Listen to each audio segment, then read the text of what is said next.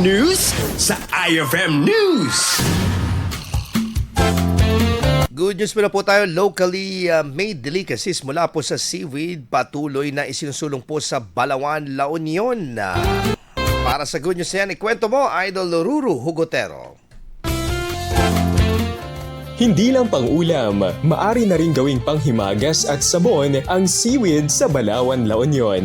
Dahil sa patuloy na pagsasanay para sa inobasyon ng produkto, isinagawa kamakailan ang Seaweed Pulburon Technology Training bilang karagdagang pagkakakitaan ng mga residente. Itinuro sa 15 kababaihan ang tamang paraan ng pagproseso, pagbalot at pagmemerkado ng seaweed pulburon, isang masustansya, locally made delicacy na gawa sa mga seaweed tulad ng Euchoma at Gracilaria. Nauna na rin inilunsad ang parehong mga kalahok ang iba pang produkto mula sa seaweed tulad ng pickles, candy, flakes at sabon. Layunin ng pagsasanay na bigyan ng kasanayan at oportunidad ang mga baybaying komunidad bilang isa ang Balawan sa mga nangungunang bayan sa La Union na gumagawa ng seaweed culture upang mapakinabangan ang yamang dagat at makabuo ng matatag at napapanatiling kabuhayan. Umani ng bagong kaalaman at inspirasyon ng mga kalahok na ngayon ay may kakayahang magsimula ng sariling seaweed-based negosyo para sa kanilang pamilya at